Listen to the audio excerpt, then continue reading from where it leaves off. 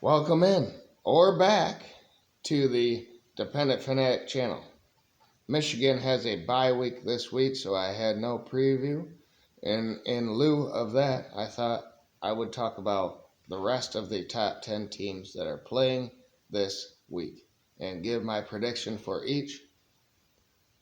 Georgia as well is off as Michigan. Now, let's start on the noon games. Iowa is at Ohio State, who is number 2 in the AP. I had them number 3 in my power ranking and number 10 in the resume ranking. I don't know if 29 is a good number or not. I could see Ohio State blowing out Iowa, and I could see Iowa making this a close game and playing their style of football. If OSU doesn't have an offensive line and defensive line that is good as Michigan's or better, this could be a really close game. I know that Ohio State has all the weapons in receiver, but do they? And they have C.J. Stroud, but really, what kind of defense have they played? Notre Dame turns out not to be very good. Toledo, they're okay MAC team, maybe the best MAC team, who knows? And then Rutgers, and I know they will play Penn State, Maryland, and Iowa this week. So we will find out if they have a good enough team surrounding Stroud and them wide receivers to make a run in the playoff in the Big Ten. And the next noon game is Syracuse at Clemson. I had Syracuse number 7 in the resume ranking, and Clemson is number 2. And I had Clemson number 6 in the top 10. This is the game where I need to see Clemson's defense show up, and I think they will, versus the Syracuse team. Syracuse skated by Purdue, and who else? Louisville, North Carolina State, good win. But Clemson, Wake Forest, NC State, and Florida State kind of came back in the end. I need to see Clemson's defense, and I think we will this week. I'm picking Clemson to beat Syracuse, and they better handle them if they want to get into the top 4. The third top 5 team that's playing at noon is Tennessee. But they're playing an FCS or Division 2, 3, I don't even know what they are, Tennessee Martin. Perfect game for Tennessee coming off that exuberating win versus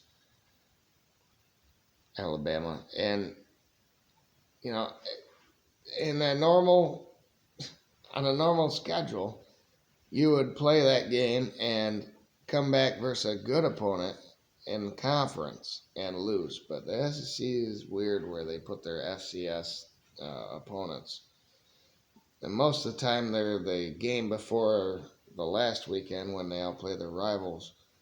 But Tennessee decided to put their cupcake right here.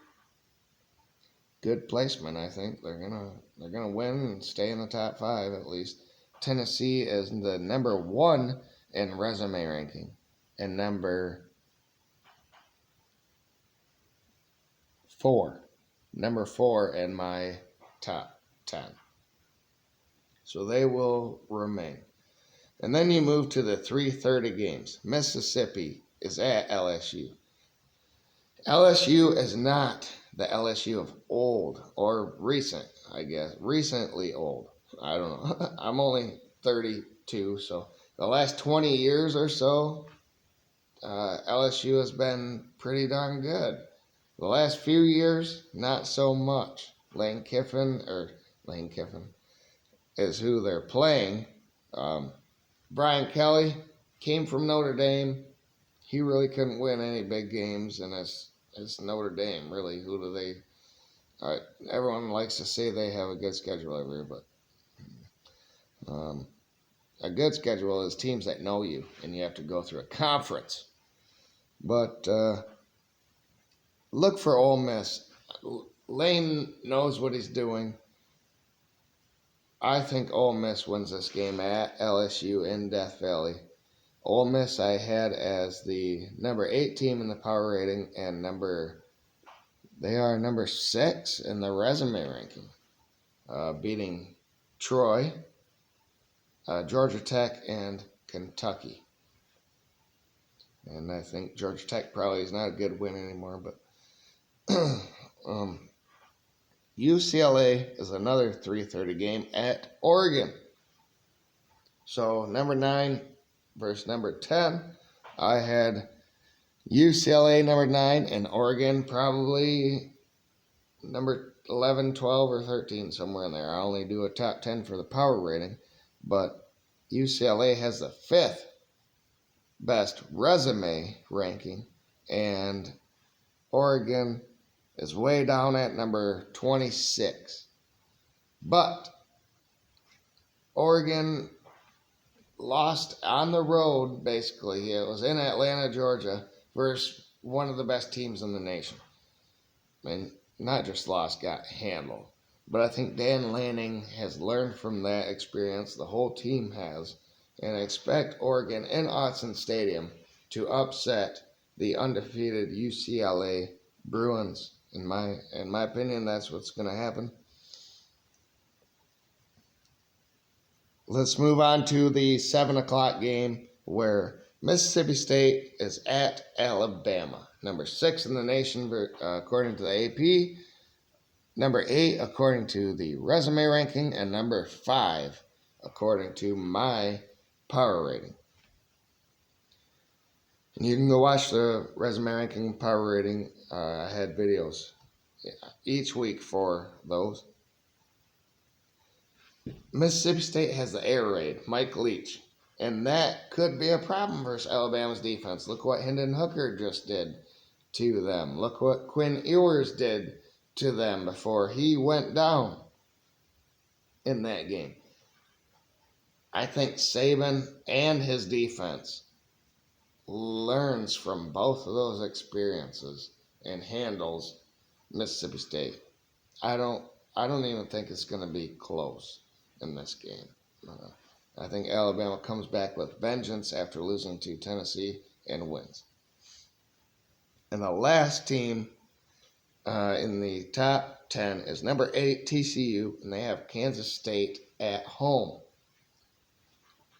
I have no idea what's going to happen in this game. TCU has Dugan, who's awesome, playmakers up the wazoo, speed, but Kansas State is just that team, kind of like Michigan, where it doesn't matter the quarterback. We play as a team, and we're just going to grind and grind and grind against you. Give me TCU, though. I like the speed, and I think they're going to stay undefeated at home this weekend. So there you have it. Remember to like the video, share the video, subscribe with me, and hit the bell for notifications so you know when the next video is posted. I'm kind of sad that Michigan is on a bye week, but I get to watch all these other great games, and we'll see. As you just saw, I don't see a whole lot of upsets happening within the top 10, but that doesn't mean it's not going to be a great week of college football. So, thank you, everybody, and have a great day.